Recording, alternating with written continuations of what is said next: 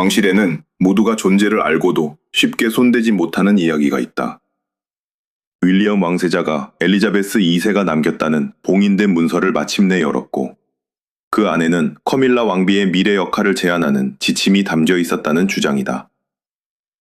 그러나 이 문서가 실제로 존재했다는 공식적인 증거는 아직 공개되지 않았다. 그럼에도 이 이야기가 사람들의 관심을 끄는 이유는 분명하다.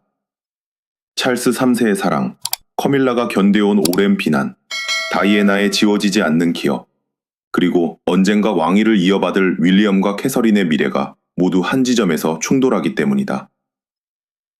엘리자베스 2세는 생전에 커밀라가 왕비가 되기를 공개적으로 지지했다.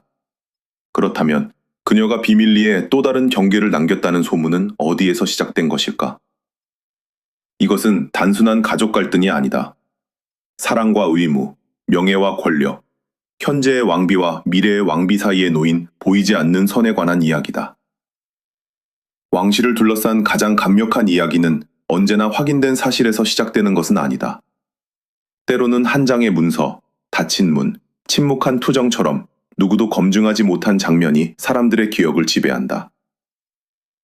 윌리엄 왕세자가 엘리자베스 2세가 남겼다는 봉인된 파일을 열었다는 주장도 그렇게 퍼졌다. 그 안에는 커밀라 왕비의 지위는 찰스 3세의 재위 기간에만 의존적 의미를 가지며 다음 시대의 왕실과 캐서린의 위치에는 영향을 미쳐서는 안 된다는 지침이 담겨 있었다고 전해진다. 그러나 지금까지 버킹엄 궁은 그런 문서의 존재를 확인한 적이 없다. 신뢰할 만한 공식 기록에서도 윌리엄이 아버지와 커밀라 앞에서 비밀 지침을 읽었다는 증거는 발견되지 않았다. 오히려 공개된 자료 속 왕실은 갈등보다 연속성을 강조해왔다. 찰스와 커밀라, 윌리엄과 캐서린은 국가 행사와 기념식에서 나란히 모습을 드러냈고, 각자의 역할을 분명히 나누면서도 하나의 왕실을 보여주려 했다. 그런데도 이 소문은 쉽게 사라지지 않았다. 이유는 문서의 진위보다 그 안에 담긴 상징이 더 강했기 때문이다. 사람들은 윌리엄에게 어린 시절 어머니 다이애나를 잃은 아들의 상처를 투영했고, 커밀라에게는 오랫동안 왕실을 흔든 논란의 흔적을 겹쳐보았다. 찰스는 사랑을 지키려는 남편으로, 캐서린은 아직 오지 않은 다음 시대를 대표하는 인물로 해석됐다. 한 장의 파일은 그렇게 네 사람의 과거와 미래를 동시에 끌어당기는 장치가 되었다. 왕실 소문은 평범한 가족 이야기보다 훨씬 오래 살아남는다. 공식 해명이 짧을수록 사람들은 침묵 속에 더 많은 의미를 채워넣고 의전상의 작은 변화마저 권력 다툼의 증거로 받아들인다. 참석자 명단에서 이름이 빠지거나 좌석 순서가 달라지고 일정이 조정되는 순간에도 보이지 않는 갈등이 있다는 해석이 뒤따른다. 실제 행정적 판단과 감정적 처벌의 경계는 그렇게 흐려진다. 특히 이 이야기는 윌리엄을 더 이상 아들이 아니라 미래의 국왕으로 세운다. 만약 문서가 실제로 존재한다면 그는 아버지의 감정보다 왕실의 구조를 우선해야 한다. 반대로 문서가 허구라면 이 소문은 대중이 그에게 무엇을 기대하는지를 드러낸다. 사람들은 윌리엄이 언젠가 사랑과 의무가 충돌할 때 흔들리지 않고 경계를 세우기를 바라는 것이다. 하지만 커밀라의 실제 위치를 이해하려면 먼저 한 가지를 구분해야 한다. 왕비라는 호칭이 주는 상징적 영향력과 헌법적 권한은 같은 것이 아니다. 왕 옆에 선다는 사실은 막대한 주목과 발언권을 제공하지만 그것이 다음 국왕의 통치에까지 이어지는 독립적 권력을 뜻하지는 않는다. 바로 이 차이가 사라질 때 소문은 현실보다 더 극적인 진실처럼 보이기 시작한다. 결국 봉인된 파일보다 더 위험한 것은 확인되지 않은 이야기가 사실처럼 굳어져지는 순간이다. 하지만 그 소문이 살아남는 데에는 이유가 있다. 그것은 커밀라를 둘러싼 불신, 찰스의 오랜 선택, 다이애나의 기억, 그리고 캐서린에게 이어질 왕실의 미래가 아직 완전히 정리되지 않았다는 대중의 감정을 정확히 건드리고 있기 때문이다. 엘리자베스 2세가 커밀라를 경계했다는 소문은 강렬하지만 공개 기록은 훨씬 복잡한 그림을 보여준다. 2022년 즉위 70주년을 맞아 여왕은 찰스가 국왕이 되는 날 커밀라가 왕비로 불리기를 바란다고 직접 밝혔다. 이것은 단순한 호의가 아니었다. 수십 년 동안 논란의 중심에 있던 커밀라를 왕실의 공식 미래안으로 받아들이겠다는 선언이었고, 찰스의 시대가 시작될 때 불필요한 혼란을 줄이기 위한 마지막 정리이기도 했다. 여왕은 말뿐 아니라 행동으로도 커밀라의 위치를 조금씩 넓혀왔다. 중요한 훈장을 수여했고 추미론과 가토 훈장단에 포함시켰으며 자신이 맡아오던 여러 후원 역할도 넘겨주었다. 왕실에서 이런 결정은 개인적인 친밀감만으로 이루어지지 않는다. 그것은 누가 제도를 대표할 준비가 되었는지, 누가 긴 시간 동안 비난을 견디며 공적 책임을 수행했는지를 판단한 결과였다. 그렇다고 여왕의 선택이 커밀라에게 무제한의 권한을 약속했다는 뜻은 아니다. 엘리자베스 2세는 평생 사람과 직위를 분리해 생각했다. 한 인물을 존중하면서도 그 역할의 경계를 분명히 했고, 가족을 보호하면서도 왕위 계승의 질서가 감정에 흔들리지 않도록 관리했다. 커밀라를 왕비로 인정한 것과 다음 시대의 권력이 윌리엄과 캐서린에게 넘어가야 한다는 원칙은 서로 충돌하지 않았다. 바로 이 지점에서 비밀문서에 대한 소문이 탄생할 여지가 생긴다. 대중은 여왕이 커밀라를 받아들였다는 사실보다 혹시 그 수용 뒤에 보이지 않는 조건이 있었던 것은 아닌지 궁금해한다. 그러나 실제 왕실 구조에서 커밀라의 지위는 이미 찰스와 연결되어 있었다. 그녀는 국왕의 배우자로서 존중받지만 왕위를 물려받는 인물은 아니며 다음 통치의 방향을 독립적으로 결정할 수도 없다. 엘리자베스 2세가 남긴 진짜 유산은 누군가를 향한 비밀스러운 경고보다 더 넓었다. 그녀는 찰스에게는 안정적인 출발을, 커밀라에게는 공식적인 존엄을, 윌리엄과 캐서린에게는 흔들리지 않는 계승의 길을 남기려 했다. 한쪽을 세우기 위해 다른 쪽을 무너뜨리는 방식이 아니라 각자의 위치를 인정하되 서로의 경계를 넘지 않도록 만드는 방식이었다. 여왕이 세상을 떠난 뒤에도 왕실은 중요한 결정을 설명할 때마다 그녀의 기준을 떠올린다. 탄생 100주년을 맞은 2026년에도 그녀의 봉사와 절제가 다시 조명된 이유는 한 시대의 추억을 기리는 데만 있지 않았다. 현재의 왕실이 어디까지 변할 수 있고 무엇만큼은 지켜야 하는지 판단하는 기준이 여전히 그녀의 이름과 연결되어 있기 때문이다. 그래서 여왕의 선택은 따뜻함과 냉정함을 동시에 품고 있었다. 커밀라에게 문을 열어주었지만 그 문이 어디까지 이어지는지도 이미 제도가 정하고 있었다. 결국 그녀가 남긴 것은 한 사람을 겨냥한 칼이 아니라 사랑과 충성조차 넘어설 수 없는 왕실의 질서였다. 그리고 그 질서를 가장 무겁게 받아들여야 할 사람은 이제 막 왕이 된 찰스였다. 커밀라 로즈메리 샌드는 1947년 영국 상류층 가정에서 태어났다. 젊은 시절 그녀는 사교계에서 자연스럽고 유머 감각이 뛰어난 인물로 알려졌지만 훗날 왕실 역사에서 가장 논쟁적인 여성 가운데 한 사람이 될 것이라고 예상한 사람은 거의 없었다. 그녀는 앤드루 파커 볼스와 결혼해 아들 톰과 딸 로라를 두었고 한동안 평범한 귀족 가문의 아내이자 어머니로 살아갔다. 그러나 찰스와의 관계가 세상에 알려지면서 그녀의 인생은 완전히 달라졌다. 다이애나와 찰스의 결혼이 무너지는 과정에서 커밀라는 대중의 분노를 집중적으로 받았다. 복잡한 결혼 생활의 책임이 여러 사람에게 있었음에도 언론은 그녀를 한 가정을 파괴한 여성으로 단순화했다. 다이애나가 사랑받을수록 커밀라는 더 차갑고 계산적인 인물로 묘사되었고 그 이미지는 수십 년 동안 그녀를 따라다녔다. 1995년 첫 결혼이 끝난 뒤에도 그녀는 즉시 왕실의 중심으로 들어갈 수 없었다. 찰스와 함께 공식 석상의 모습을 드러내는 과정은 매우 느리고 조심스럽게 진행됐다. 2005년 두 사람은 윈저에서 민사 결혼식을 올렸고 이후 세인트 조지 예배당에서 축복 예식을 가졌다. 엘리자베스 2세가 피로연을 주최했다는 사실은 왕실이 이 관계를 더 이상 숨기지 않겠다는 중요한 신호였다. 하지만 결혼은 끝이 아니라 또 다른 시험의 시작이었다. 커밀라는 화려한 연설보다 반복되는 공무와 꾸준한 후원 활동으로 신뢰를 쌓으려 했다. 독서 장려, 골다공증 인식 개선, 노인 복지, 동물 보호, 가정폭력과 성폭력 피해자 지원은 그녀가 오랫동안 집중해온 분야였다. 특히 어머니와 외할머니를 골다공증으로 잃은 경험은 관련 활동에 개인적인 진정성을 더했다. 찰스가 부광이 된 뒤 커밀라는 마침내 왕비의 자리에 올랐다. 그러나 왕관이 과거를 지워주지는 않았다. 어떤 사람들은 그녀의 인내와 봉사를 인정했고, 다른 사람들은 여전히 다이애나의 기억을 통해 그녀를 바라봤다. 왕비가 된 순간조차 완전한 승리라기보다 오랜 거부 끝에 얻은 조건부 수용에 가까웠다.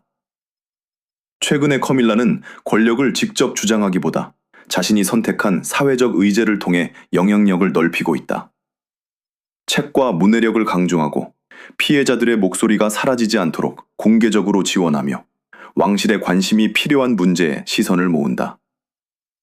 이것은 법적 권한과는 다른 종류의 힘이다. 누구를 만나고 어떤 문제를 조명하느냐에 따라 대중의 관심과 기부, 정책적 논의가 움직일 수 있기 때문이다.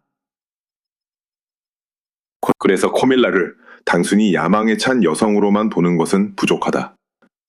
그녀는 잘못된 선택과 오랜 비난, 왕실의 냉정한 규칙을 모두 통과해 현재의 자리에 도달했다. 그러나 그녀가 어렵게 얻은 존엄이 찰스의 시대 이후에도 같은 형태로 남을지는 알 수 없다.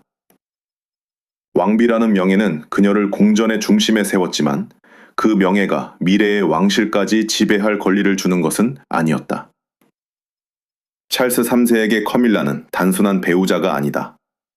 그는 수십 년 동안 그녀와의 관계를 지키기 위해 대중의 비난과 왕실 내부의 불편한 시선, 그리고 다이애나의 기억이 남긴 거대한 그림자를 견뎌야 했다. 커밀라가 왕실의 공식 일원이 되고 마침내 왕비로 인정받기까지의 과정은 곧 찰스 자신의 선택이 정당했음을 증명하려는 긴 시간이기도 했다. 그렇기 때문에 커밀라의 역할에 한계가 있다는 말은 찰스에게 제도적 설명만으로 받아들이기 어려운 문제다. 그는 왕으로서 계승 질서를 지켜야 하지만 남편으로서는 아내가 다시 한번 과거의 논란 속으로 밀려나는 모습을 막고 싶어 한다. 커밀라를 존중하는 것과 그녀에게 독립적인 권력을 허용하는 것은 전혀 다른 문제지만 찰스에게 그 경계는 때때로 사랑을 평가받는 선처럼 느껴질 수 있다. 2024년 찰스가 암 진단 사실을 공개한 뒤 왕실의 미래에 대한 관심은 더욱 커졌다. 궁전은 암의 종류를 밝히지 않았고 누구도 그의 예후나 왕위 계승 시점을 함부로 단정할 수 없다. 그러나 치료를 받으면서도 공무를 이어가는 그의 모습은 현재의 통치가 계속되고 있음을 보여주는 동시에 언젠가 권력이 윌리엄에게 넘어갈 것이라는 현실도 더 선명하게 만들었다. 찰스는 자신의 병을 완전히 사적인 고통으로만 남겨두지 않았다. 그는 조기 발견과 검진의 중요성을 강조했고 의료진과 환자들을 만나며 자신이 받은 돌봄을 공적 메시지로 바꾸려 했다.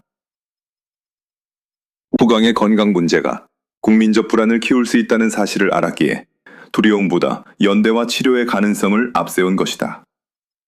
이는 오랫동안 감정을 숨겨야 했던 왕실 인물이 처음으로 약함을 책임의 언어로 바꾸는 장면이었다. 하지만 건강 문제는 가족 안의 역할도 바꾸었다.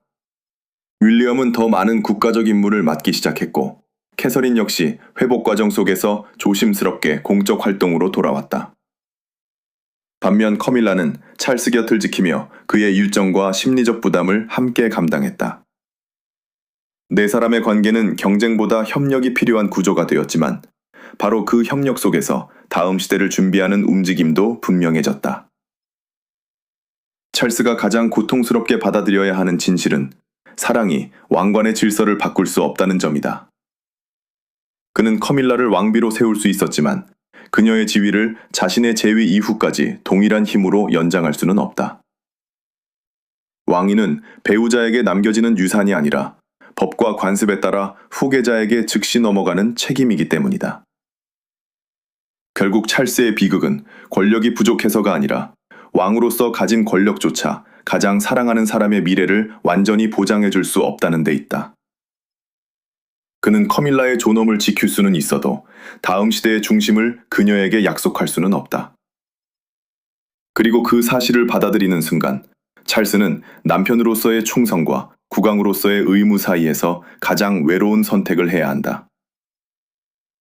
윌리엄에게 왕위 계승은 미래의 약속이 아니라 오래전부터 삶을 규정해온 현실이었다. 그는 어린 시절부터 언젠가 아버지의 뒤를 이어야 한다는 사실을 알고 자랐고, 동시에 다이애나의 죽음과 부모의 불행한 결혼이 남긴 상처를 견뎌야 했다. 그래서 사람들은 그가 커밀라를 바라볼 때마다 과거의 감정을 먼저 떠올리지만, 실제로 그가 감당해야 할 문제는 개인적인 미움보다 훨씬 크다. 미래의 국왕에게 중요한 것은 누가 사랑받고 누가 용서받았는지가 아니다. 왕실의 권한이 어디에서 끝나고 어디에서 시작되는지 분명히 하는 일이다. 커밀라는 찰스의 배우자로서 존중받아야 하지만 그 지위가 다음 통치의 방향까지 좌우할 수는 없다. 윌리엄이 경계를 의식한다면 그것은 복수심 때문이 아니라 왕관이 감정에 따라 흔들려서는 안 된다는 책임감에서 비롯된다. 그의 공적 활동도 이런 변화를 보여준다. 윌리엄은 환경 문제를 다루는 어스샷 프라이즈, 야생동물 불법 거래를 막기 위한 활동, 노숙 문제 해결을 목표로 한 홈워즈 프로젝트를 통해 자신만의 통치 철학을 드러내고 있다. 그는 왕실의 존재 이유를 화려한 의식보다 사회 문제의 해결과 연결하려 한다. 이는 아버지의 시대를 그대로 반복하기보다 다음 세대에 맞는 군주제를 만들려는 준비다. 다이애나의 기억 역시 그를 커밀라와의 대립으로만 이끄는 것은 아니다. 윌리엄은 어머니가 후원했던 병원과 자선 활동을 이어받으며 그녀의 유산을 공적인 책임으로 갖고 왔다. 상처를 정치적 무기로 사용하는 대신 도움이 필요한 사람들을 향한 행동으로 남기려는 것이다. 바로 그 태도 때문에 그는 과거의 아들이면서 동시에 미래의 왕으로 평가받는다. 찰스의 건강 문제가 알려진 뒤 윌리엄이 맡는 역할은 더욱 무거워졌다. 그는 국가 방문과 공식 행사에서 국왕을 대신하고 캐서린과 함께 왕실의 안정성을 보여주어야 했다. 아버지를 지지하면서도 언제든 더 큰 책임을 떠맡을 준비를 해야 하는 상황은 그에게 감정적인 여유를 거의 허락하지 않는다. 세 자녀에게는 평범한 아버지로 남으면서도 국민 앞에서는 흔들림 없는 후계자의 모습을 보여야 한다. 그가 너무 단호하면 아버지와 커밀라에게 냉정한 아들로 보일 수 있다. 반대로 지나치게 조심하면 왕실의 미래를 지킬 힘이 부족하다는 평가를 받을 수 있다. 윌리엄은 바로 그 사이에서 균형을 찾아야 한다. 가족을 파괴하지 않으면서도 제도의 경계를 지키고 현재의 왕을 존중하면서도 다음 시대의 질서를 준비해야 한다. 결국 윌리엄이 열어야 하는 것은 소문 속 봉인된 파일이 아니라 자신 앞에 놓인 새로운 시대다. 그는 다이애나의 아들로만 남을 수도 없고 찰스의 보호 아래 머물 수도 없다.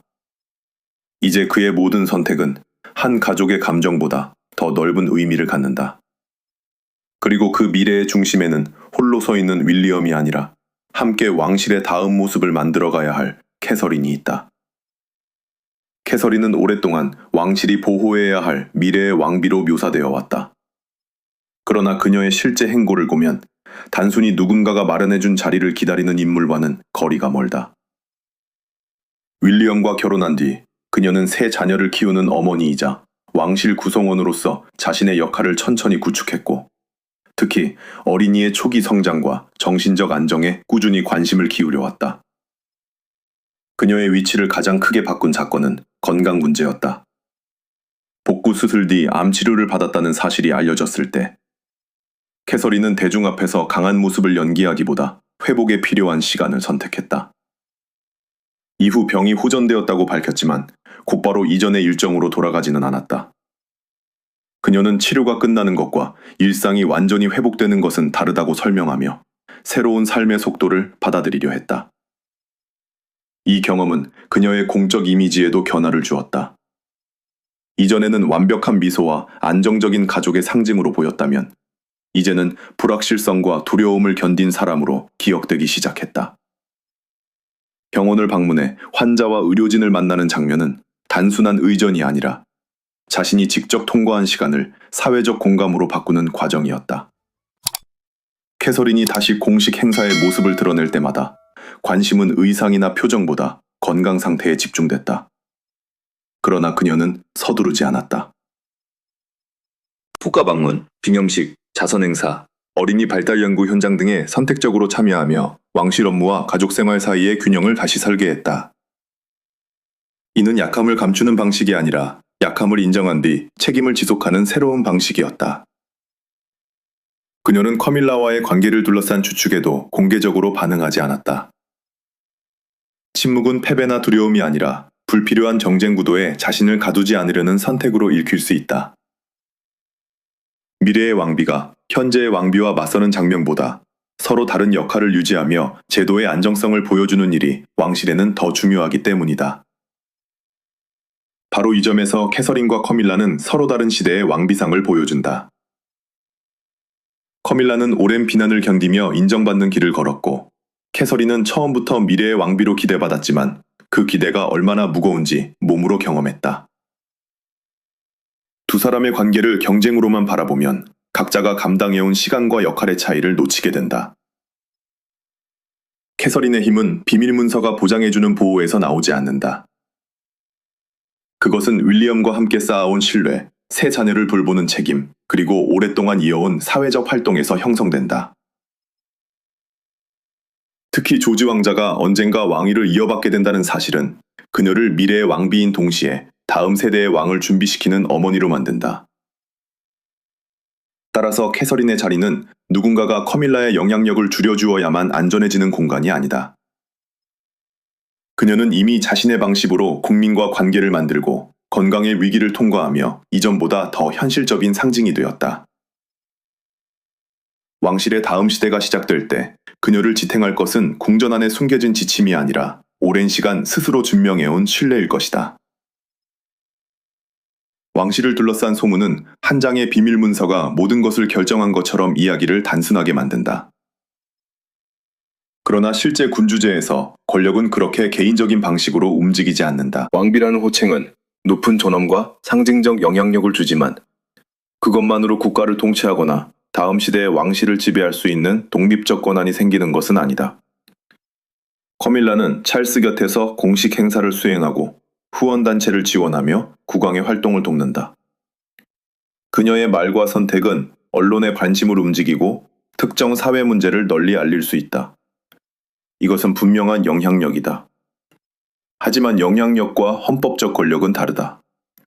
국가의 권한은 국왕, 의회, 법률과 관습의 틀 안에서 작동하며 왕비의 역할은 기본적으로 군주의 배우자이자 공적 동반자에 머문다. 물론 국왕이 자리를 비우거나 일시적으로 직무를 수행하기 어려운 경우 법이 정한 국무고문들이 일부 기능을 대신할 수 있다. 국왕의 배우자도 그 범주에 포함될 수 있지만 이는 제한된 위임이며 개인이 마음대로 행사하는 통치권이 아니다. 커밀라가 찰스의 시대에 큰 존재감을 가진다고 해도 그 권한이 윌리엄의 시대까지 자동으로 이어지는 것은 아니다. 바로 이 구조 때문에 소문 속 비밀 지침은 극적이면서도 불필요한 장치가 된다. 엘리자베스 2세가 따로 칼날 같은 문장을 남기지 않았더라도 계승의 원칙은 이미 분명하다. 찰스의 뒤를 잇는 사람은 윌리엄이고 그때 캐서린은 새로운 국왕의 배우자로서 다음 시대의 중심에 서게 된다. 커밀라의 명예는 유지될 수 있지만 왕실의 방향을 결정하는 위치는 자연스럽게 다음 세대로 이동한다. 그렇다고 이것이 커밀라의 패배를 뜻하는 것은 아니다. 그녀가 쌓아온 자선 활동과 사회적 영향력, 찰스와 함께 견딘 시간은 왕위가 바뀐다고 사라지지 않는다. 다만 그 영향력은 더 이상 현재의 왕비라는 지위에서 나오지 않고 한 개인이 남긴 공적 유산으로 평가받게 될 것이다. 존중은 계속될 수 있지만 명령할 수 있는 힘과는 구분된다. 윌리엄과 캐서린에게도 이 경계는 특권이 아니라 책임이다. 다음 시대를 물려받는 순간, 그들은 과거의 상처를 이용해 현재를 심판하는 대신 왕실이 왜 존재해야 하는지를 증명해야 한다. 환경, 노숙, 아동 발달, 정신 건강처럼 자신들이 선택한 의제를 실제 변화로 연결하지 못한다면 분명한 계승 질서만으로 국민의 신뢰를 얻을 수는 없다. 결국 봉인된 파일의 진실보다 중요한 것은 왕관이 사람들에게 허용하는 것과 허용하지 않는 것을 이해하는 일이다. 찰스는 사랑으로 커밀라를 왕비의 자리까지 데려왔고 엘리자베스 2세는 그 선택을 공개적으로 인정했다. 그러나 어느 누구도 다음 시대의 왕관을 개인적인 약속으로 붙잡아둘 수는 없다. 왕실을 지키는 마지막 힘은 비밀도 복수도 아니다. 그것은 사랑과 상처, 명예와 야망이 아무리 커져도 계승의 선을 넘지 못하게 하는 보이지 않는 질서다. 엘리자베스 2세가 남긴 진정한 유산이 있다면 그것은 커밀라를 향한 경고가 아니라 누구도 왕관보다 앞설 수 없다는 냉정한 원칙일 것이다.